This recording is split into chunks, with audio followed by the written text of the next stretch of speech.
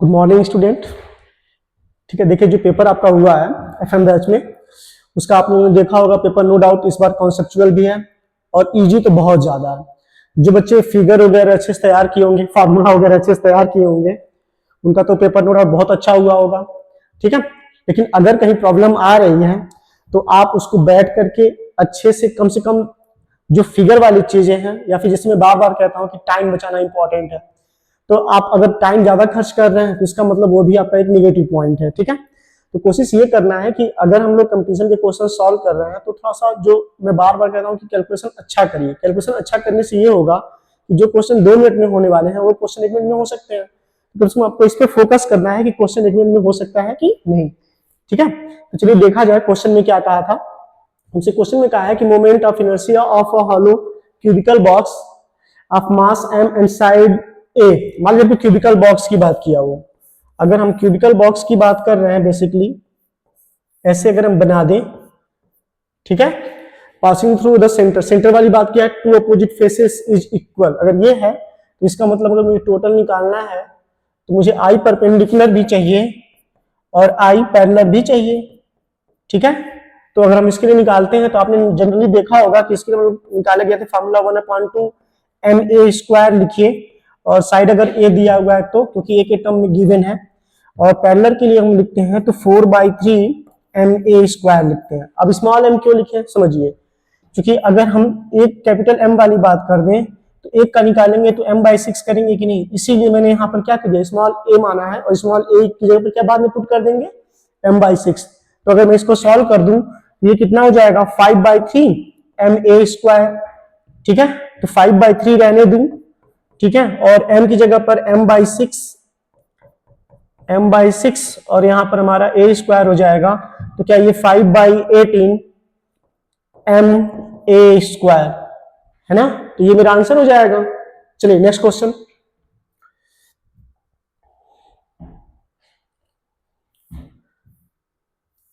देखिए ये तो हम लोग सब वैसे फार्मूला है, सीधे मतलब कॉन्सेप्ट है, सीधे सीधे काय कपल प्रोड्यूस, तो आपको जनरली पता है कि रोटेशनल मोशन वाली बात करते हैं, है कि नहीं। सीधे जो क्वेश्चन आपको सिखाने वाले होंगे उसमें मैं पूरा टाइम खर्च करूंगा, लेकिन जो क्वेश्चन आपको डायरेक्ट किए जा सकते हैं, जैसे कुछ चीजें हैं जो आपको बार बार करने आना चाहिए। ठीक है, मेन मुद्दा है टाइम बचाने का। इसकी कीमत अभी नहीं समझ में आ रहा है आपको, लेकिन जब यही वहां बैठेंगे तो आपको लगेगा काश 5 मिनट और रहता। तो 5 मिनट तभी बचेगा जब आप उसको अच्छे से समझेंगे। डायरेक्ट करना आपको हर हाल में आना चाहिए। ठीक है, चलिए देखा जाए। अब क्वेश्चन में हमसे क्या कहा,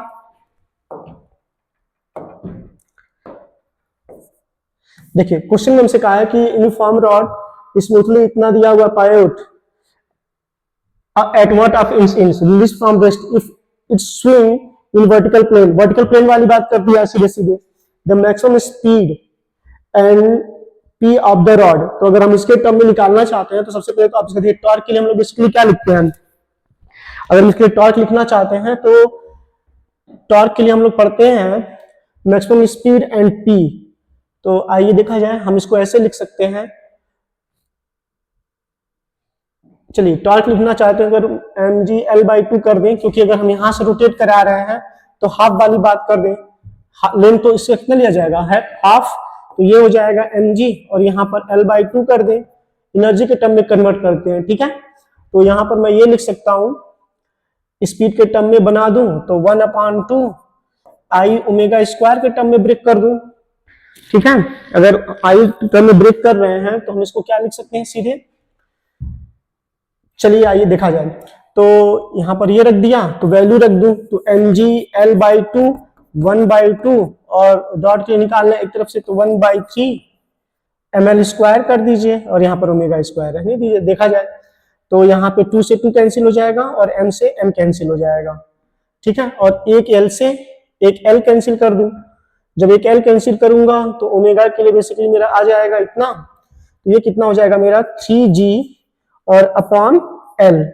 ठीक है, ओमेगा, तो क्यों ना मैं इसको रूट में कर दूं, है ना। तो बेसिकली हम लोग स्पीड पढ़ते हैं तो v इक्वल क्या पढ़ा जाता है, r omega, v equal r omega पढ़ते हैं, तो r को मैं l लिख दूं और ओमेगा की जगह पर मुझे यही लिखना पड़ेगा 3g अपॉन l। तो इसको अंदर लाऊंगा ना, जब अंदर लाएंगे तो l² हो जाएगा, तो कितना हो जाएगा रूट में 3gl, है ना। समझ में आ गई बात। चलिए नेक्स्ट,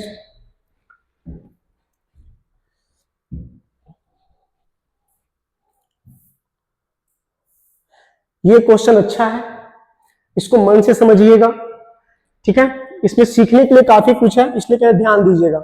इसे देखिए, कुछ चीजें आपको डायरेक्ट करने आना ही चाहिए, जो हो जाए। अब मान लीजिए यहाँ पर कहा है सीधे सीधे 60 और 30 वाला, आपको याद है मैंने एक बार क्लास में डिस्कस किया था। तो ठीक है, देखिए हमसे जो पूछा है सेंटर ऑफ मास के टर्म में पूछा है, ठीक है, मैग्नीट्यूड ऑफ एक्सेलरेशन। तो अगर एक्सेलरेशन जानना चाहता है तो पहले तो मुझे ए की वैल्यू निकालने आना चाहिए। अब आप सोचिए, अगर मैं इसके लिए निकालूं 60 है, तो नो डाउट अगर ये इधर हो रहा है,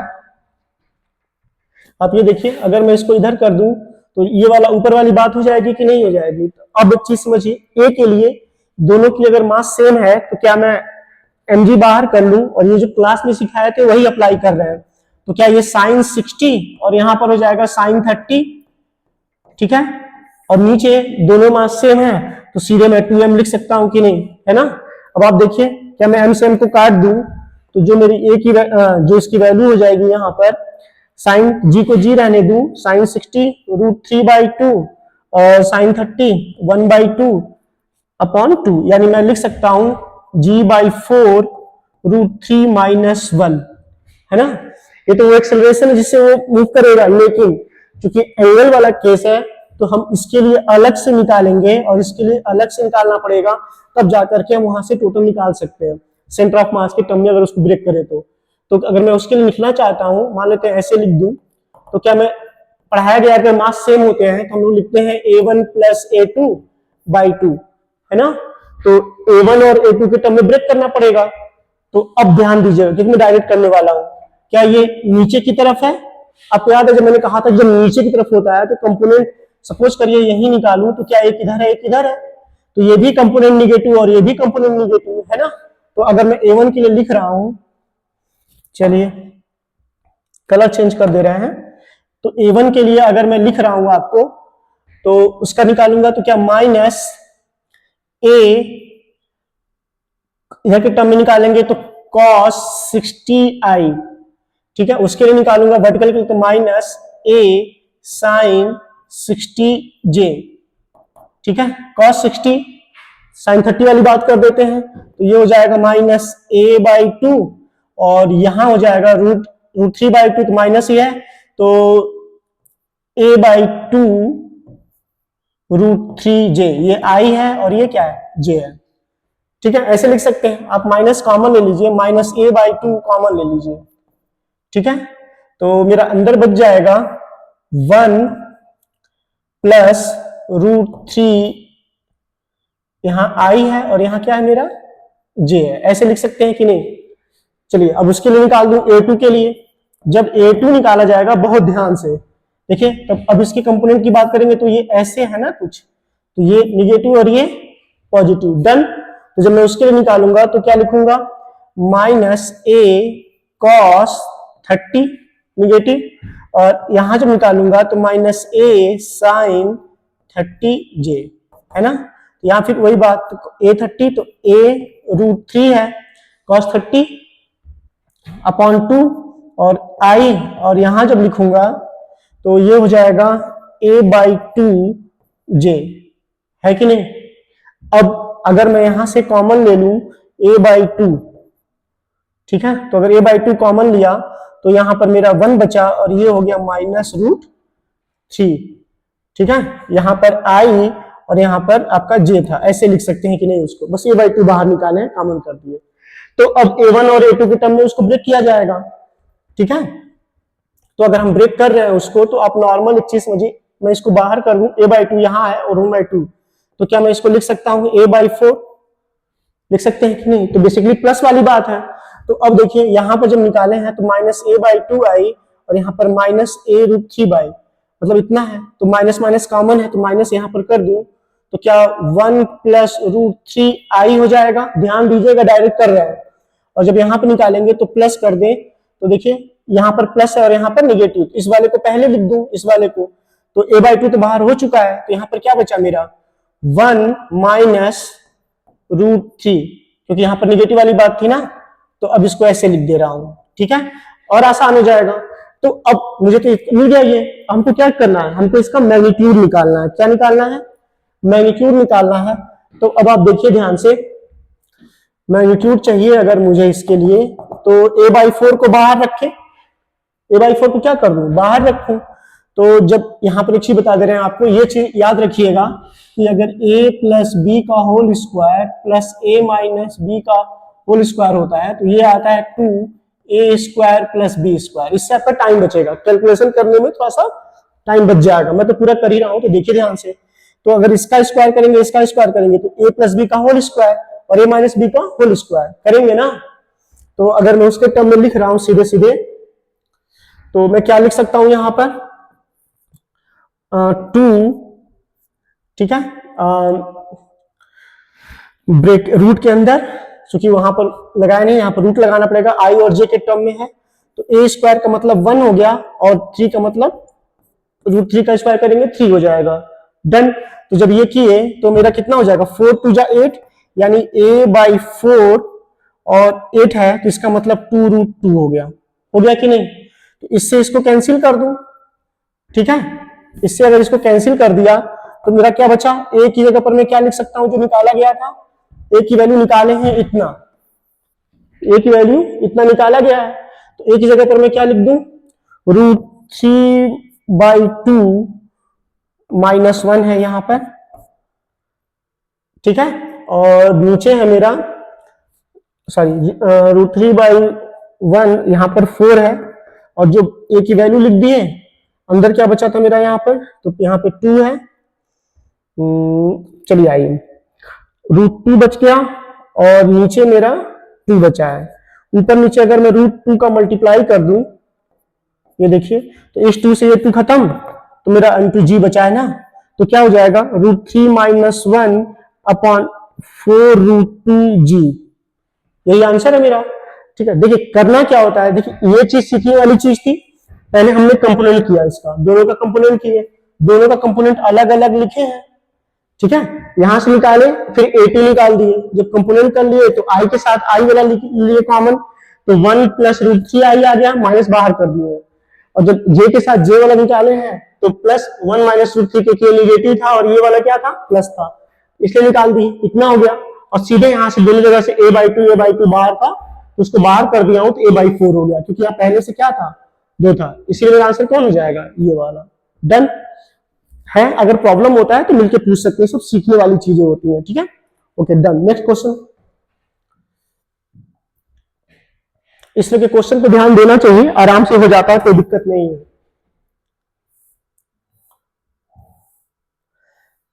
देखिए, which of the following is incorrect. Moment of inertia depend on distribution of mass about rotation, सही बात है, ये ट्रू है। Moment of inertia depend on orientation and position of axis, ये भी सही है। Moment of inertia changes when omega change होने से कोई फर्क नहीं पड़ता है। फ्लाईव्हील रेजिस्टेंस, यही बस सी वाला सही है, करेक्ट, मतलब इनकरेक्ट है। चलिए नेक्स्ट। क्या ring of mass 6 kg and radius of 2 metre, इतना दिया हुआ है आपका, ठीक है।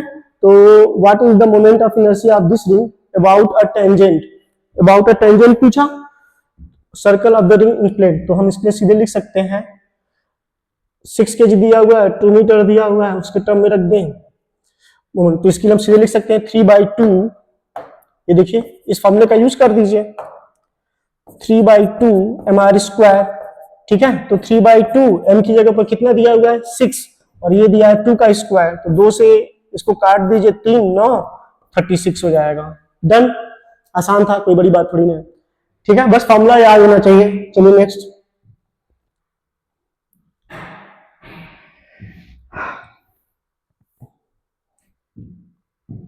ये क्वेश्चन मस्त है, आसान है, सीखने वाली चीज है। इसमें देखिए ध्यान से, क्वेश्चन में कहा है कि a ring of radius 2 metre has mass 100 kg।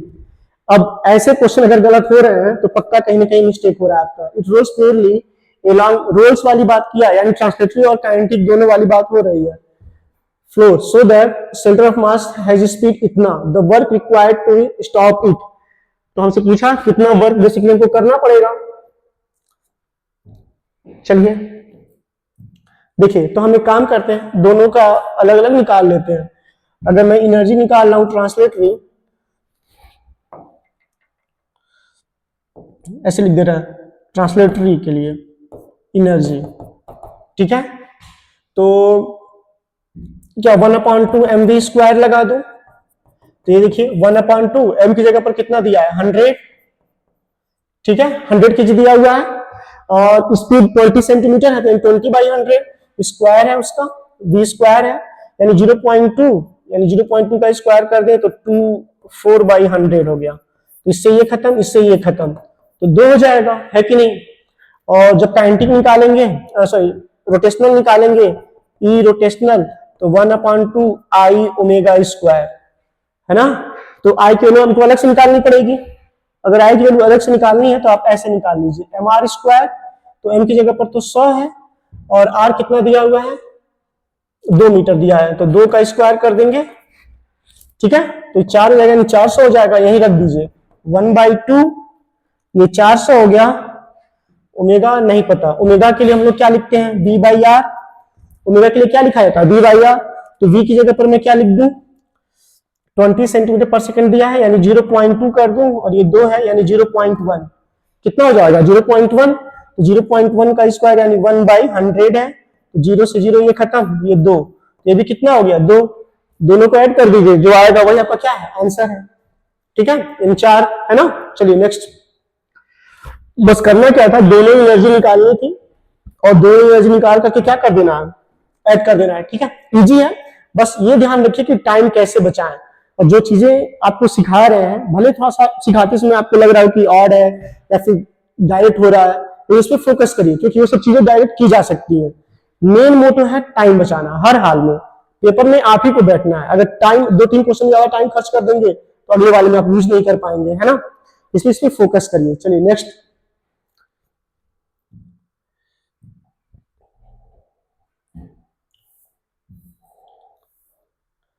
देखिए, if the external torque acting on rigid body is 0, then angular acceleration of body must be 0 रहेगा, ठीक है। एंगुलर वेलोसिटी ऑफ बॉडी में भी नॉन जीरो, हाँ सही है, ये नॉन जीरो वाली मतलब कह रहा है जीरो नहीं हो सकता, ये भी ट्रू है, ठीक है। Both angular momentum of body must be zero, नहीं, बस उसके लिए हम दोनों के लिए कह सकते हैं। चलिए नेक्स्ट, इसमें देखिए फोर्स दिया हुआ है इतना दिया, टॉर्क पूछा, तो टॉर्क के लिए पॉइंट दे रखा है, तो आर क्रॉस एफ से लगा सकते हैं, है कि नहीं। अब ये सब क्या बताना है, चलिए नेक्स्ट। हाँ ये क्वेश्चन मस्त है, इसमें भी सीखने के लिए काफी कुछ है। अब देखिए इसमें सीखने वाली बात क्या है, आप इस बात को ध्यान दीजिए, बहुत अच्छा क्वेश्चन है। हम चाहते हैं कि इसके लिए मन से सुन लीजिए। हमसे कहा है इतना इतना दिया है, 200 सेंटीमीटर का रॉड है, ठीक है, और 500 ग्राम दिया हुआ है, 500 ग्राम दिया है, इसका मतलब इसका जो वेट कंसीडर कर लेंगे 0.5 हो जाएगा। ये हमारा जो हो जाएगा 0.5 हो जाएगा, ठीक है। 40 सेंटीमीटर मार्क वाले भी कह रहा है, चलिए 40 सेंटीमीटर पे, a mass of 2 kg suspended from the rod at 20 centimetre, 20 centimetre के लिए कहा है ये बेसिकली। तो अब आप जी देखिए, another unknown mass m is suspended from the rod 160 centimetre, यहां पर इसके लिए कहा, ठीक है।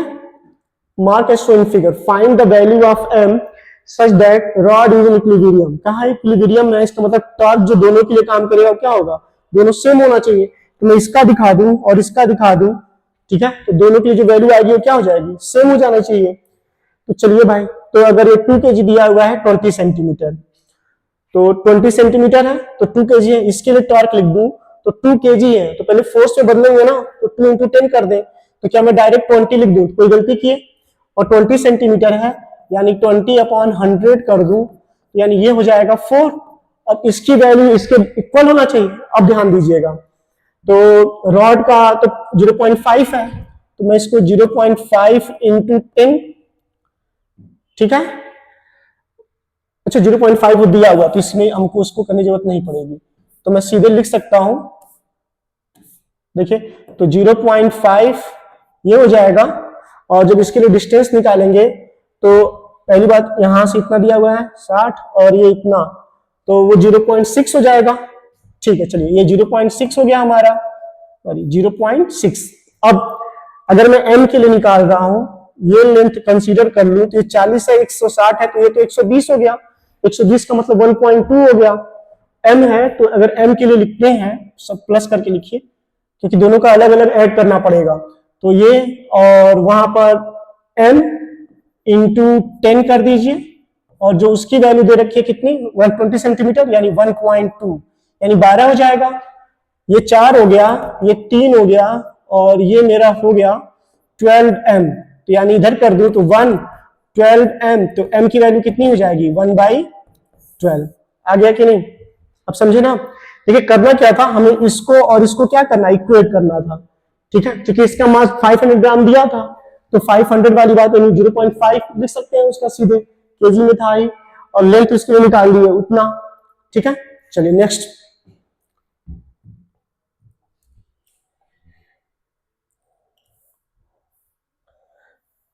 देखिए ये भी आसान है, करना क्या था, टॉर्क ऑफ फोर्स इतना दिया हुआ है, ओरिजिन इतना जो पार्टिकल पोजीशन वेक्टर इतना। ठीक है, तो आर क्रॉस एफ से भी लग जाएगा। ठीक है, चलिए नेक्स्ट। हाँ ये क्वेश्चन अच्छा है, मन से देखिएगा, इसमें भी आपको कुछ चीजें सीखने के लिए मिलेंगी। ठीक है, अब ध्यान दीजिएगा, बहुत अच्छा क्वेश्चन है। हम इसी फिगर में बहुत सारी चीजें समझाना चाहते हैं। हमसे क्वेश्चन में कहा था कि देखिए पार्टिकल ऑफ मास m, मास 100 ग्राम दिया हुआ है, is projected at a time t equal 0, done. अब कहा है कि स्पीड इतना दे रखा है इसका, अगर हम नॉर्मल 45 डिग्री वाली बात की तो हमको इसका कंपोनेंट करना पड़ेगा। ठीक है, क्योंकि 20 दिया था तो हम लिख सकते हैं 20 cos 45, यानी 1/√2, यानी 10√2, क्योंकि ऊपर नीचे मैं √2 का मल्टीप्लाई कर सकता हूं। ठीक है, तो ये 2 हो जाएगा और ये 10√2 हो जाएगा। उसी तरह ये निकालेंगे, ये भी इतना ही हो जाएगा, 10√2। बता रहे हैं क्यों निकलवा रहे हैं, तो क्या ये ऊपर की तरफ है और ये मेरा ux वाली बात है ना। इनिशियल कर लीजिए इसको। अब गिवन इतना, the magnitude of angular momentum, अगर एंगुलर मोमेंटम पूछा यानी L equal R cross P की बात किया है वो। ठीक है, एंगुलर मोमेंटम के लिए हम लोग R क्रॉस P लिखते हैं, तो P की जगह पर हम लोग क्या लिखते हैं, M इंटू V वाली बात करते हैं कि नहीं। देखिए P के लिए हम लोग क्या लिखते हैं, M इंटू V, यानी मुझे वेलोसिटी भी चाहिए। ठीक है, तो R, ठीक है, कहा है t इक्वल 2 सेकेंड पे। अब बहुत अच्छे से समझिए, जब हमें t इक्वल 2 सेकेंड पे निकालना चाहता हूं, तो इसका मतलब मुझे x का भी 2 सेकेंड बाद का चाहिए और y का भी 2 सेकेंड का बाद का चाहिए। ठीक है, मतलब ऊपर की तरफ चाहिए। इसीलिए हम जब इसका निकालेंगे तो आप नॉर्मल ऐसे समझिए, क्या मैं अगर पोजीशन वेक्टर की बात कर दूं तो r के लिए 2 सेकेंड बाद, ये तो बदलता नहीं है ना, तो सीधे सीधे हम लोग क्या लिख सकते हैं, 10√2 है। देखिए तो 10√2 इंटू 2i, यानी 20√2i, डन। प्लस अब जब उसका निकालेंगे तो अब देखिए जब नीचे से ऊपर के लिखते हैं तो आपको याद हम लोग इक्वेशन पढ़ते थे ut minus half gt square. मैं इसी का डायरेक्ट यूज करूंगा, तो जब u की जगह पर लिखेंगे यही लिखेंगे, t की जगह पर 2, ये तो 20√2, और यहां पर सॉरी जब माइनस ही रहेगा यहां पर निकालेंगे तो 1/2, g की जगह पर 10 और t पे 2 रख दूं तो 4 हो जाएगा, तो ये 2 यानी 20 हो गया। यानी मैं इसको लिख सकता हूं 20√2 माइनस 20, 20 हो जाएगा, और ये हो गया मेरा j, यानी 20√2 माइनस 20j। हुआ कि नहीं हुआ, बस उस चीज को मैंने डायरेक्ट लिखा, डन। अब इन दोनों जगह से आप 20√2 कॉमन ले, सॉरी 20 कॉमन ले लीजिए। 20 कॉमन लिया तो यहां पर कितना हो गया मेरा, √2i प्लस ये हो गया मेरा √2 माइनस 1j। क्या r मिल गया मुझे, जब r मिल गया तो आप नॉर्मल एक चीज देख सकते हैं, v चाहिए अब मुझे, बस ध्यान से, इसीलिए कहे कुछ डायरेक्ट करने आना चाहिए। अब अगर मुझे v चाहिए तो ये तो वैल्यू बदलती नहीं है, ठीक है, हर जगह सेम रहती है। तो जब हर जगह सेम रहेगा तो जब मैं ux निकालूंगा तो 1 सेकेंड बाद 2 सेकेंड बाद जब भी लिखूंगा तो क्या ये तो मेरा 10√2 ही रहेगा, है ना। तो मैं इसको तो 10√2 लिख दूं, 10√2i, कोई दिक्कत। ठीक है, अब उसके लिए निकाल रहा हूं तो प्लस, आपको याद होगा हम जब नीचे सुपर के लिए लिखते हैं तो v इक्वल u, ऐसे लिख दे रहा हूं vy equal uy minus gt। तो ये कितना था, 10√2 था, ये 10 था और ये 2, है ना। तो क्या मैं यहां पर लिख दूं 10√2 माइनस 20j, तो कोई दिक्कत। अब इसी में m का मल्टीप्लाई कर दीजिए, m इंटू वी। तो जो m की वैल्यू थी 100 ग्राम है, 100 ग्राम का मतलब कितना, 100/1000 1/10। जैसे ही 1/10 लिखे और यहां से 10 कॉमन लिए तो अंदर क्या बचा मेरा, √2i प्लस यहां पर बच गया मेरा √2 माइनस 2j, यही बचा। तो इससे ये खत्म, है ना। अब इसी वाले फॉर्मूले को हमको रखना है, कहा गया जो आपको बताए हैं, चलिए फिर वहां देखिए r क्रॉस p पे। तो कुछ मत करिए, सीधे आप ऐसे इसको बना दीजिए, ऐसे कर लीजिए पहले, i j k कर सकते हैं ना। तो i की जगह पर बेसिकली हम r पहले लिखेंगे, तो r के लिए लिखा तो 20 को बाहर रख दीजिए, कोई दिक्कत नहीं, कांस्टेंट है तो समय दोनों का मन था बाहर लिख सकते। तो यहाँ पर क्या लिख दूं, √2, और जब यहाँ पर लिखूंगा j पे तो √2 माइनस 1 और ये 0, इसके लिए लिखूंगा तो √2 और यहां लिखूंगा तो √2 माइनस 2, ये भी 0। तो k के लिए सॉल्व कर दें, तो जब k के लिए सॉल्व करेंगे तो ये और ये खत्म, इसके साथ इसका करेंगे 2 और ये माइनस 2 √2 हो गया। और अब इसका कर दूं तो माइनस 2, और जब इसके साथ इसका करूंगा तो प्लस √2, तो ये कट जाएगा और इसमें से घट जाएगा, तो क्या ये k माइनस √2 आ जाएगा, आएगा कि नहीं। तो जब एंगुलर मोमेंटम निकाल रहे हैं तो L के लिए लिखे r क्रॉस p, तो पूरी वैल्यू जो आई इतनी आई और 20 कॉमन था, तो 20 को बाहर रखूं और यहां पर क्या लिख दूं, माइनस √2 k, ठीक है। तो मुझे तो मैग्नीट्यूड चाहिए, जब मॉड लगाएंगे, मॉड L कर दे तो 20 का स्क्वायर 400 और √2 का कर देंगे तो 2, यानी 800। देखिए ना कितना बढ़िया क्वेश्चन था। यानी जो बच्चा इस फिगर को समझेगा, कन्वर्ट करने आएगा, उसमें आपको कोई दिक्कत नहीं होनी है, बस तो ये सब आपको करने आना चाहिए। जब समझ जाएंगे जो चीजें, आप देखिए जो चीजें आप समझ जाते हैं वो नो डाउट, मैंने क्या बोला था, आज 45 दिया है, अगली बार 60 कर देगा, यही आपका क्वेश्चन हो जाएगा। तो जब इस तरह के क्वेश्चन आते हैं थोड़ा ध्यान से करना चाहिए, अगर आपको इतना पता है तो इस तरह करने में आपको कोई दिक्कत नहीं होनी चाहिए, ठीक है। चलिए नेक्स्ट,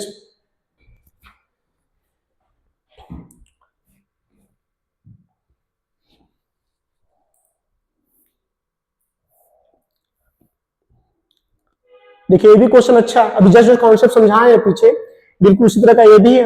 अब देखिए यहाँ पर जो हमसे कहा है कि ये इस वाले में भी बिल्कुल सेम चीज, ये वाला और ये वाला हमारा क्या हो जाना चाहिए, सेम हो जाना चाहिए, मतलब इक्वल हो जाना चाहिए, ठीक है, तभी इक्विलिब्रियम वाली बात करते हैं बेसिकली।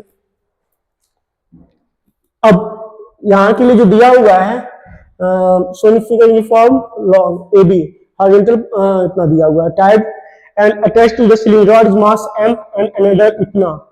तो चलिए कुछ नहीं लिखा है तो मैं इसको T1 लिख दे रहा हूं, ठीक है। जो चूंकि रॉड कितने मीटर का था, 1 मीटर का है तो 1 कर लीजिए। अब ध्यान दीजिएगा, जब अगली बार हम इसको लिखेंगे तो बेसिकली हम क्या कर सकते हैं, ध्यान दीजिएगा। तो अगर हम इसको लिखना चाहते हैं, टोटल रॉड का दिया हुआ है हमारा 1 मीटर लॉन्ग है, तो mg कर देते हैं, ठीक है। तो देखिए mg रॉड का अगर दिया है इतना, तो वेट नहीं तो m मान करके, अगर रॉड पूरे रॉड के लिए m मान लें तो ये m हो जाए, तो उसके लिए लिखेंगे mg, और इसका सेंटर तो बीच में माना जाएगा तो 0.5, इसके इक्वल करना है तो प्लस ये कितना था 2, तो इसको हम लिख सकते हैं 2mg, क्या लिख दूं 2mg, और ये लेंथ कितना है 25, तो 25 किसमें दिया हुआ है, सेंटीमीटर है, तो सेंटीमीटर है, इसका मतलब 0.25 है ना। तो ये हो जाएगा मेरा 0.5 mg, और जब इसको करेंगे तो 25 2 50, यानी ये भी 0.5 mg हो जाएगा। ऐड कर दीजिए तो क्या ये 1 mg के बराबर हो गया। बस यह ध्यान रखना है कि ये और इधर का टॉर्क दोनों आपस में क्या होना चाहिए, सेम होना चाहिए, बस यही कॉन्सेप्ट लगाए हैं, ठीक है। चलिए नेक्स्ट,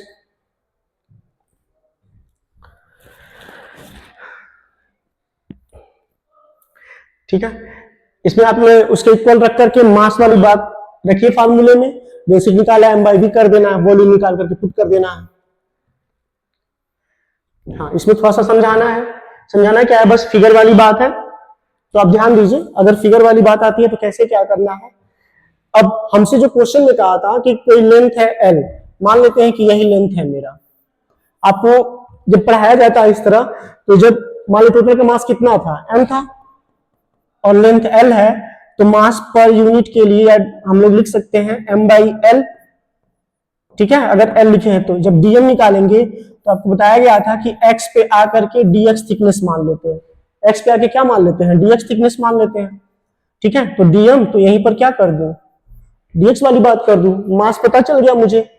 ठीक है, अब मुझे जब फोर्स चाहिए तो आपको याद है कि छोटे से के लिए df निकालते हैं, तो m तो यहीं पर dm, r तो r की जगह पर x लिख दीजिए, ओमेगा स्क्वायर, है ना, क्योंकि f equal m r omega square होता है, तो यहाँ पर dm लिखा जाता है। इंटीग्रेशन कर दें, अब ये सब तो डायरेक्ट किया जा सकता है, f की जगह पर अब f हो गया, dm की जगह पर जब लिखा देखिए m/l बाहर हो गया, डन, डायरेक्ट करेंगे, और वहां पर dx है, यहाँ पर x है, ओमेगा स्क्वायर भी बाहर है, तो इसके लिए जब करेंगे तो क्या x स्क्वायर बाई 2, क्योंकि लेंथ के टर्म में कैपिटल L दे रखा था, यहीं 0 से L कर दीजिए, तो देखिए 1/2m, तो L स्क्वायर होगा।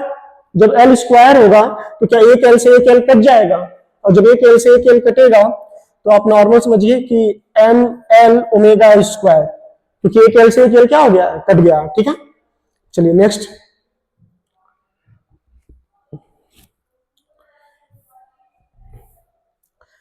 यहां भी देखिए पोजीशन वाली बात है, एक r1 एक r2 दे रखा, कोऑर्डिनेट दिया हुआ है, तो फाइनल माइनस इनिशियल करके सब्ट्रैक्ट कर देंगे, निकाल देंगे तो आंसर आ जाएगा। हाँ देखिए ये क्वेश्चन अच्छा है, इस क्वेश्चन में बस आपको कुछ चीजें ध्यान देनी है। जैसे हमसे कहा है द रेडियस ऑफ गायरेशन, तो रेडियस ऑफ गायरेशन को बेसिकली हम किससे दिखाते हैं, तो आपके दिमाग में ये बात चलना चाहिए कि हम जब इसके लिए निकाल रहे हैं तो 5 kg का दिया हुआ है mass, sorry square of mass 5 kg, about x y 5 metre, तो r की वैल्यू 5 दे रखा है, नहीं k दिया हुआ है। Radius of gyration of solid sphere of mass 5 kg about x axis is 5 m, as shown in figure the radius of sphere, ये r दिया है, the value of x की वैल्यू पूछा, तो चलिए जब इसके अबाउट पूछा है और ये लिख रहा है तो नो डाउट जो हम लोग इसके लिए लिखते हैं तो हमको रेडियस ऑफ गायरेशन के टर्म में चाहिए, तो इसके लिए जब आप निकालेंगे तो इसका moment of inertia 7/5 mr square, और गायरेशन के टर्म में लिखा जाता है mk स्क्वायर। क्या लिखा जाता है, mk स्क्वायर, m से m को काट दीजिए। ठीक है, और जब m से m को काट देंगे रेडियस ऑफ द स्फीयर, तो r की वैल्यू यहाँ पर दे रखा है, इसको उठा के इधर करिए, तो क्या r इक्वल जो लिखा जा सकता है, हम लोग लिख सकते हैं 5/7, और यहाँ पर k स्क्वायर था तो बस k कर दीजिए। अब ये वैल्यू दिया है हमको 5x/√7। ठीक है, k की वैल्यू 5 रख दूं, अगर k की वैल्यू 5 रखता हूं तो जब कंपेयर करेंगे तो x इक्वल √5 हो जाएगा। ठीक है, बस इस वैल्यू को आपस में इक्वल कर दीजिए। ठीक है, इक्वल करने के बाद जब इतना लिखे तो r के टर्म में ब्रेक करिए, क्योंकि हमको r की वैल्यू दे रखी थी। ठीक है, जब इक्वल किए तो देखिए उसने क्या बोला था, जो k की वैल्यू दे रखी है 5, जब मैंने 5 रखा, जब कंपेयर करेंगे x इक्वल कितना आ जाएगा, √5। चलिए नेक्स्ट।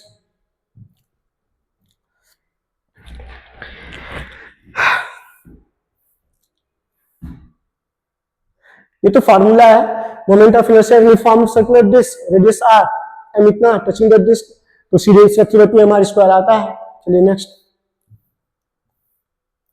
हाँ ये क्वेश्चन आपको समझने वाला है, मन से समझिए, क्योंकि ऐसे क्वेश्चन कभी कभी आते हैं, लेकिन ये कॉन्सेप्ट भी है, फार्मूला भी है, और इसमें सीखने के लिए काफी कुछ है। सीखने के लिए काफी कुछ क्या है, आप ऐसे समझिए, जैसे मान लीजिए मैंने आपसे बोल दिया कि ऐसे दिया हुआ है इसके लिए, तो मान लीजिए एक m1 है और एक m2 है, और सीधे हमसे बोला है कि m1 ग्रेटर देन क्या है, m2 है, यानी ये इधर और ये इधर वाली बात है ना। तो अब जो पोटेंशियल एनर्जी के टर्म में लिखेंगे तो वो लिखा जाएगा m1 माइनस m2 gh, क्योंकि mgh लिखते हैं, और ये टोटल इसकी काइनेटिक एनर्जी और ट्रांसलेटरी एनर्जी के बराबर होना चाहिए, मतलब रोटेशनल एनर्जी के बराबर होना चाहिए। तो उसके लिए हम लोग क्या लिख सकते हैं, 1/2, और इसके लिए m1 लिखे हैं तो m1 v1 square 1/2 m2 v2 square plus 1/2 i omega square लिखेंगे ना। तो हमसे ओमेगा की वैल्यू पूछा है, और आप जानते हैं कि जब यहाँ पर लिखे हैं तो v इक्वल r ओमेगा होता है, v इक्वल कितना होता है, r ओमेगा, तो इसको भी ओमेगा के टर्म में क्या कर लूं, ब्रेक कर दूं। तो जब ब्रेक करूंगा तो r1 दोनों के लिए सेम होगा, R1 R2 वाली बात वहां के लिए फिक्स हो जाएगी। अब इसको लिखना है तो मैं क्या लिख सकता हूं सीधे 1/2 m1 r square omega square. ठीक है, इसके लिए लिख दूं 1/2 m2, ठीक है, और ये हो जाएगा R2 square omega square plus 1/2 आई ओमेगा स्क्वायर। यहां पर लिख सकता हूं m1 माइनस m2 GH लिख दिया। अब आप यहां से कॉमन ले सकते हैं 1/2 ओमेगा स्क्वायर। अंदर क्या बचा मेरा, यहां पर देखिए m1 m2 r सेम था, तो अगर मैं इसको ऐसे लिख दूं m1 plus m2 r square, यहां के लिए लिख दूं, और यहां पर मेरा बचा, ये तो बाहर हो चुका है i, तो m1 माइनस m2 GH बचा कि नहीं बचा। तो यहां से अगर मैं निकाल दूं, ओमेगा चाहिए था मुझे, डायरेक्ट निकालना है अब, ठीक है, ये सब डायरेक्ट हो सकता है। देखिए यही सब चीजें, फिगर वाली चीजें ही इंपॉर्टेंट होती है। ये न्यूमेरिकल भी है, कॉन्सेप्ट भी है, जितना अच्छा फिगर समझेंगे उतना अच्छा आपका नंबर आएगा। ठीक है, कम से कम कॉन्सेप्ट तो तैयार होगा इसी बहाने। तो हमको करना क्या है, 2 को ऊपर कर दूं, कर दिया, m1 माइनस m2 GH हो गया। ठीक है, अब मैं निकाल दूं इसके लिए, ये देखिए ये तो नीचे आ जाएगा, तो ये हो जाएगा मेरा m1 plus m2 r square plus i। ठीक है, रूट में कर दूं तो मैच कर दिया जाए। ठीक है, देखिए 2m1 माइनस m2 एक यहां है, बस यही है ही, और यहां पर तो प्लस हुआ, इसलिए मेरा कौन सा सही है, पहला वाला। तो फिगर वाली बात समझे कि नहीं समझे। ठीक है, चलिए नेक्स्ट।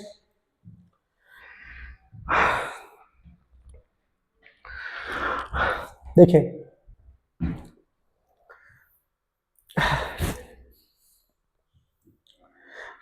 आराम से, ये भी क्वेश्चन बहुत अच्छा है। अब आपसे पूछा है moment of inertia of uniform circular disc about a diameter is I, about diameter दे रखा है I, moment of inertia about an axis perpendicular to its plane and passing through a point on its rim. यानी perpendicular वाली बात कर दिया, तो normal आपको ये बात समझ में आना चाहिए। देखिए ध्यान से, अगर हम लोग आईसी लिखते हैं उसके लिए तो हम लोग लिखते हैं 1/2 mr स्क्वायर, और अगर डायमीटर के लिए लिखा जाता है तो 1/4 mr स्क्वायर लिखते हैं। तो कहा है कि ये आई के बराबर था डायमीटर के लिए। इन बेसिकली हम जब निकालेंगे परपेंडिकुलर के लिए, परपेंडिकुलर के लिए निकालना चाहूं तो मुझे इन दोनों की वैल्यू चाहिए, है ना, ये तो थ्योरी में पढ़ाया गया होगा। तो जब आईसी के लिए लिखेंगे तो वहां पर मैं क्या 2i लिख दूं और यहां पर मैं 4i लिख दूं, तो कोई गलती किया गया, सीधे आप इसको लिख सकते हैं 6i। ठीक है, चलिए नेक्स्ट।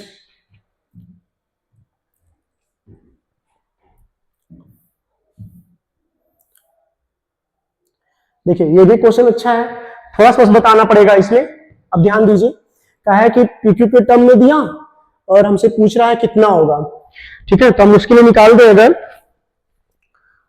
बाय मासलेस स्ट्रिंग इतना ऐसो इन फिगर, वही पुराना काम, टॉर्क का कॉन्सेप्ट लगा लूं, एंगुलर एक्सेलरेशन पूछा, यानी मैं लिख सकता हूं टॉर्क इक्वल आई अल्फा। टॉर्क के लिए लिख दूं तो mg L/2, और यहां पर जब लिखा जाएगा तो रॉड है तो इसके टर्म में लिख दूं तो 1/3 ml स्क्वायर अल्फा। तो देखिए m से m काट दूं, एक l से एक l काट दूं, तो ये कितना हो जाएगा 3g, और l नीचे आ जाएगा तो अल्फा की वैल्यू कितनी आ जाएगी 3, और पहले से 2 है यहां पर। ठीक है, तो देखिए 3g/2l। ठीक है, चलिए नेक्स्ट। जितना अच्छा फिगर समझेंगे उतना अच्छा आपका न्यूमेरिकल होगा। बस फिगर के रिलेटेड क्वेश्चन को अच्छे से करिए। ये भी बहुत आसान है। देखिए आसान क्यों है, अब आप देखिए थीटा दिया हुआ है, पूछा है कि टॉर्क बिकम्स जीरो, जब टॉर्क जीरो हो जाए इसका मतलब अल्फा की वैल्यू क्या हो जाए मेरी, जीरो हो जाए। तो जिस तरह हम लोग डिस्टेंस डिस्प्लेसमेंट वाले में पढ़ते हैं तो बिल्कुल वैसा है। थीटा दिया है तो अगर ओमेगा चाहिए तो D theta upon D T कर दीजिए, तो जितना आएगा तो ये कितना हो जाएगा 6t minus 12t, sorry T square है ना। तो अल्फा चाहिए तो अल्फा के लिए कर देंगे तो 12t माइनस 12, जीरो कर दीजिए तो t इक्वल 1 सेकेंड, है ना, कुछ था थोड़ी ना। चलिए नेक्स्ट।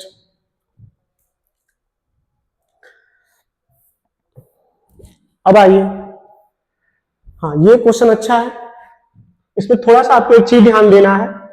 क्या, ये चीज समझिए, कहा है कि व्हील हैविंग मोमेंट इनर्शिया इतना दे रखा है, मोमेंट ऑफ इनर्शिया की वैल्यू हमको दे रखा है वो, about it vertical axis rotate 60 Newton पर सेकेंड, ठीक है। The torque which stop rotational, तो टॉर्क के लिए बेसिकली हमको अगर लिखना है तो टॉर्क इक्वल आई अल्फा चाहिए, यानी मुझे अल्फा चाहिए क्योंकि आई तो दे रखा था, है ना। तो अगर मुझे अल्फा चाहिए तो आप पहले ये सोचिए कि हमको इतना रेवोल्यूशन दिया हुआ है, और आपको जिस तरह हम लोग ए के लिए v minus you by T पढ़ते थे, सेम चीज यहाँ पर है। तो यहाँ पर तो जो दिया हुआ है 0, और यहाँ पर जब व्यू चाहिए तो इतने रिवोल्यूशन पर मिनट, तो क्या 60 रिवोल्यूशन पर मिनट दिया हुआ है, तो 60 इंटू 2 पाई, और यहीं पर मैं 60 कर दूं क्योंकि पर मिनट था, खत्म, तो 2 पाई, तो ये हो जाएगा 2 पाई, और टाइम कितना दिया था इन 1 मिनट, यानी 60 कर दूं, यानी इससे इसको काट दूं तो माइनस पाई बाई 30 हो जाएगा, और माइनस पाई बाई 30 हुआ तो वैल्यू रखिए, मैग्नीट्यूड लीजिए क्योंकि मैंने साइन को यूज नहीं किया है, तो पाई बाई 30, और सॉरी आई की वैल्यू कितनी 2 दिया है, तो 2 से इसको काट दीजिए, इनटू है ये, तो 2 यानी पाई बाई 15, यही मेरा आंसर हो जाएगा, ठीक है। चलिए नेक्स्ट।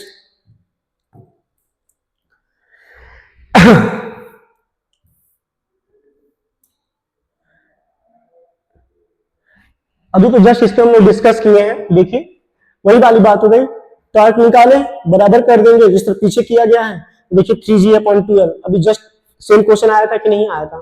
चलिए नेक्स्ट, जो 3g/12 है सेम कॉन्सेप्ट है, यहां भी निकालेंगे तो mgl/2 करके निकाल देंगे, उसको बराबर कर देंगे, आंसर आ जाएगा।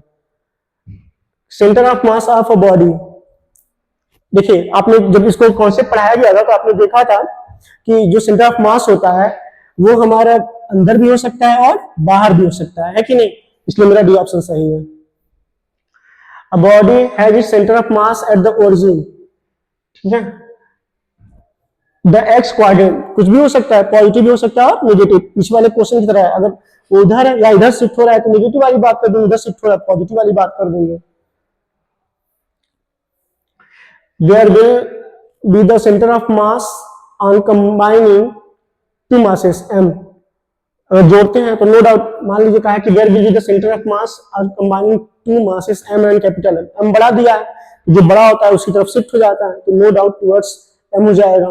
ये याद रखिएगा कि जो बड़े वाले होते हैं सेंटर ऑफ मास उसकी तरफ शिफ्ट हो जाता है। 3 आइडेंटिकल बॉल विच रेडियस इतना दिया हुआ है, विच आर हॉरिजॉन्टल सरफेस इतना, the centre of mass lies such that an equilateral triangle is formed when center of 3 balls are joined, the center of mass of system is located, each of radius are placed touching each other on a horizontal surface such that equilateral triangle form। अगर equilateral triangle form वाली बात कर रहा है वो, तो अगर मान लीजिए एक यहां रखा, एक यहां रखा और एक यहां रखा, ऐसे रखा है ये, the centre of mass of system is located.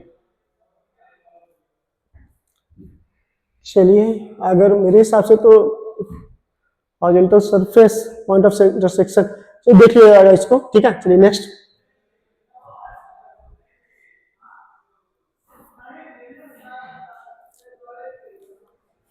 ये भी तो बहुत ज्यादा इजी है। इजी क्यों है आप ये समझिए, इजी है नो डाउट। अब देखिए जब हम इसको निकालेंगे तो तीनों आइडेंटिकल दिया हुआ है, सब आइडेंटिकल दिया है, एम एम एम, है ना।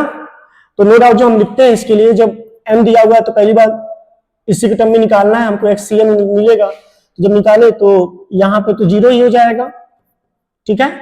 जब इस वाले का निकालेंगे तो यहां से यहां तक का लेंथ पी क्यू है और यहां से यहां तक का लेंथ पी आर है, ठीक है। और जो नीचे हो जाएगा 3, क्योंकि जब आइडेंटिकल मास होते हैं तो बस उतना ही करना होता है, ठीक है। चलिए नेक्स्ट।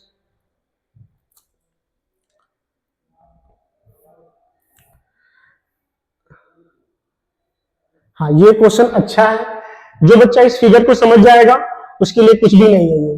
अब ध्यान दीजिएगा, पहली बात जब इसका कोऑर्डिनेट लिख लेना चाहिए, जब इससे आते हैं क्वेश्चन तो कोऑर्डिनेट तुरंत लिखिए। ये हो जाएगा 1/2 और ये हो जाएगा √3/2। ठीक है, क्या मैंने कोऑर्डिनेट लिख लिया? जब कोऑर्डिनेट लिख लिए और मुझे उसका बनाना है, तो आप देखिए जब मैं एक्सीएम निकालूंगा तो एक्सीएम कर दे, देखिए पहला वाला 0 हो जाएगा, और जब इस वाले के लिए लिखेंगे तो 2 और इंटू 1, और जब उसके लिए लिखूंगा तो 3 और इंटू एक्स के टर्म में लिख रहे हैं, तो ये वैल्यू हो जाएगी मेरी 1/2, है ना। और नीचे 2 1 3 3 6 हो जाएगा, तो 7/12 हो जाएगा। ठीक है, तो अब y निकाल दूं, तो y निकालेंगे तो अब देखिए y ये भी 0, y ये भी 0, तो बचेगा क्या? √3 वाला, यानी 3√3/2, नीचे 6, तो 3√3 और नीचे हो जाएगा 12, कैंसिल कर दूं तो 4, यानी √3/4, तो 7/12 √3/4 डन है। चलिए नेक्स्ट, पहला वाला तो है, कोऑर्डिनेट निकाल के रख देना है बस। हाँ, ये भी क्वेश्चन अच्छा है, इसमें एक चीज आपको ध्यान देना है। देखिए कहा है centre of mass of the shaded portion, मतलब इस बेसिकली इन वाले के लिए पूछ रहा है, अब this is uniformly distributed shaded portion. देखिए अगर हम इसको कट करके निकालने वाली बात करते हैं, तो ये अगर r माना जाता है तो r माइनस r/4 कर देंगे तो 3r/4 हो जाएगा। डन, तो उसका डिस्टेंस मतलब r की वैल्यू मिल गई, कोऑर्डिनेट मिल गया एक तरह समझ लीजिए। और जब इसके लिए निकालेंगे तो मास भी तो कम करेंगे ना, तो मास अगर इसका, अच्छा रेडियस अगर r/4 था, जब ये हुआ है तो हम उसके टर्म में घटाएंगे तो m/16 हो जाएगा। कितना हो जाएगा? m/16। तो अब जब निकाला जाएगा तो देखिए m1x1 कर दें और माइनस m2x2 कर दें, और नीचे m1 माइनस m2, तो ये तो 0 हो गया। ठीक है, m2 की जगह पर लिखा जाएगा m/16 और यहां लिखा जाएगा 3r/4, और नीचे m माइनस m/16, तो ये हो जाएगा माइनस 3mr, और यहां पर 16 इंटू 4, और नीचे है मेरा 15m, और नीचे है मेरा 16। तो अगर 16 है तो 16 से 16 कट जाएगा, 3 से ये 5 कट जाएगा, m से m कट जाएगा, तो ये आ जाएगा, ये 4 है, ये 5 है 20, यानी r/20। r/20 अभी जस्ट बताए हैं कि जो पार्ट कट करके निकल जाता है तो जो सेंटर ऑफ मास शिफ्ट होता है किधर होता है? बड़े वाले की तरफ, यानी इधर शिफ्ट होगा, यानी निगेटिव वाली बात इधर कर देंगे, लेफ्ट हाफ है, यही वाला आंसर हो जाएगा। ठीक है, चलिए नेक्स्ट।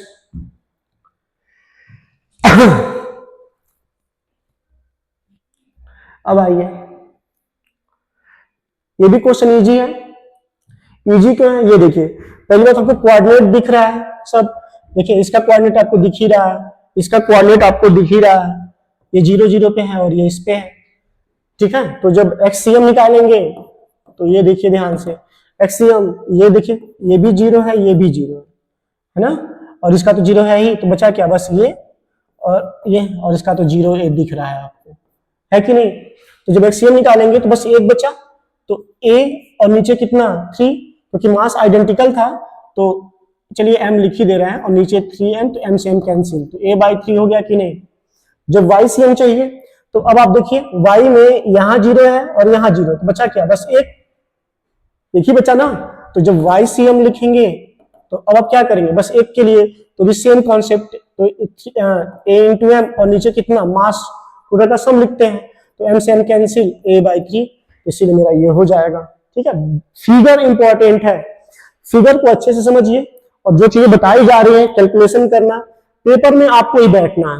ये बात हमेशा याद रखिए कि अगर टाइम बचाना सीख रहे हैं तो सबसे इंपॉर्टेंट चीज है, क्योंकि एक क्वेश्चन में अगर 15 सेकंड भी बचाए तो अगले में काम हो जाएगा वो। ठीक है, चलिए नेक्स्ट। अगली बार क्या करेंगे? सब कुछ सेम देंगे, बस कोऑर्डिनेट बदल देंगे।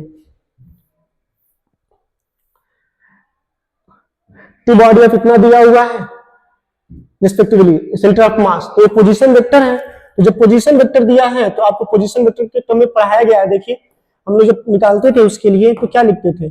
m1 r1 m2 r2 नीचे M1 प्लस M2 रख के सॉल्व कर दीजिए, आ जाएगा आपका आंसर। ठीक है,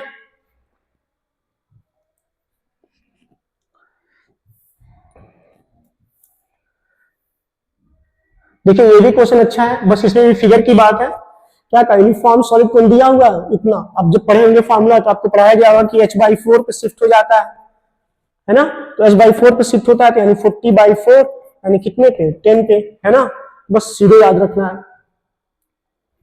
ये सब पे टाइम बर्बाद नहीं करना। अगर आप समझ गए हैं तो इजी गेम कर सकते हैं। अब इस वाले क्वेश्चन में देखिए, इस क्वेश्चन को मैंने कई बार समझाया होगा, और देखिए मेन बात यह है जब इस तरह का क्वेश्चन आता है तो बहुत सारे लोग बच्चे डर जाते हैं। तो डरना क्यों है, आपको याद है जब मैंने फिगर समझाया था तो मैंने कहा था कि जब भी ये आए और डिवाइड तो सबसे पहले ये फिगर बनाइए, आइडेंटिकल वाले को एक तरफ कर दीजिए। तो देखिए इसका लिखिए तो 2m, ये भी हमारा 20 की रेशियो दे रखा है, और एक वाला इधर है तो इसको m लिख दीजिए, है ना। तो बेसिकली ये लिखा जाएगा तो 2m/5 लिखा जाएगा, 2m/5 लिखा जाएगा। ठीक है, अगर v मोमेंटम पूछा तो v कर दूं, ये v कर दूं, तो कुछ बदला क्या, और यहाँ पर कितना m/5 हो जाएगा, तो सर मोमेंटम के टर्म में था। ठीक है, तो क्यों, क्योंकि हम जानते हैं कि लॉ ऑफ मोशन मोमेंटम लगाएंगे तो जो इसका रिजल्टेंट होगा और इसका रिजल्टेंट होगा आपस में क्या हो जाएगा, सेम हो जाएगा। ये 5वीं 6वीं बार बता रहे हैं, तो जो इसका रिजल्टेंट आएगा वो कितना हो जाएगा 2m5v, ठीक है, और ये हो गया √2, डन। अब ये चीज इसके बराबर होगा, इसके मान लीजिए v डैश, क्या मान लीजिए v डैश, आपस में बराबर कर दीजिए, तो 2mv√2/5 इक्वल हो गया m/5v डैश। m से m को काट दूं, 5 से 5 को काट दूं, तो क्या जो v डैश की वैल्यू हो गई 2√2v हो गई। कहिए बहुत हार्ड है, अगर ना बताए हो तो कहिएगा। ठीक है, देखिए ना कितना इजी है, आप लोग बस बात मानिए, फिगर जो समझाते हैं जैसे समझाते हैं। मैंने कहा ना कि मैं 15 से 20 क्वेश्चन की गारंटी लूंगा, अगर आप समझते हैं तो कुछ नहीं करना, सेम क्वेश्चन हो, कुछ भी बदल दे, मास बदल दे, रेशियो बदल दे, कॉन्सेप्ट नहीं बदलेगा, तैयार है, 10 सेकेंड नहीं लगेगा सॉल्व करने में। ठीक है, चलिए नेक्स्ट।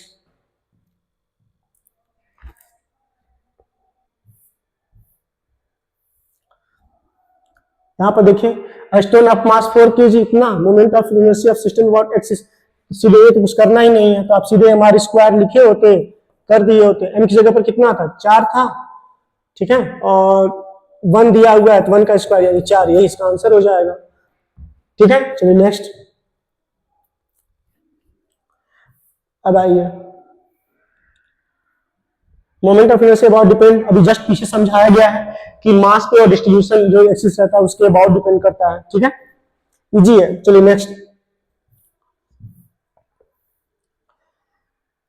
मोमेंट ऑफ इनर्शिया इतना दिया हुआ है, हाँ थोड़ा सा इसको बताना पड़ेगा, बस फार्मूला है और कुछ नहीं। क्या कहा, वो दिया हुआ है और रेडियस ऑफ डायरेक्शन पूछा, तो आप जानते हैं कि जब हम लिखते हैं तो I = mk² लिखा जाता है, तो k की जगह पे क्या लिख सकते हैं, I/m। तो जब I पता है 160 है, m पता है 10 है, काट दीजिए 16 यानी 4 है। ठीक है, बस हो गया, नेक्स्ट। इससे इजी पेपर नहीं मिलेगा आपको, अगर आप कॉन्सेप्चुअल नहीं तैयार हैं तो तैयार होइए। देखिए ये भी फार्मूला ही है, क्या बोला, moment of inertia of ring, mass इतना दिया हुआ है, रेडियस इतना दिया हुआ है, सेंटर से कहां तो परपेंडिकुलर, आप जानते हैं कि हमारा स्क्वायर होता है। नेक्स्ट,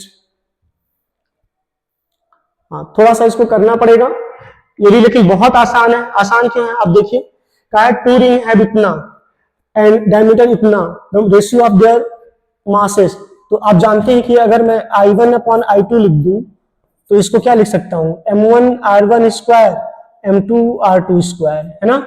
तो I1 I2 की वैल्यू दे रखी है कितना 2:1, तो यहाँ पर 2/1 कर दीजिए, m1 m2 यही रहने दीजिए।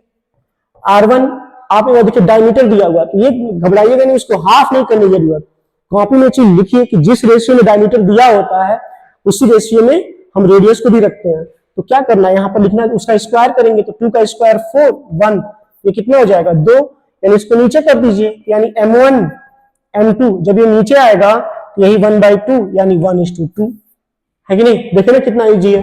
नेक्स्ट,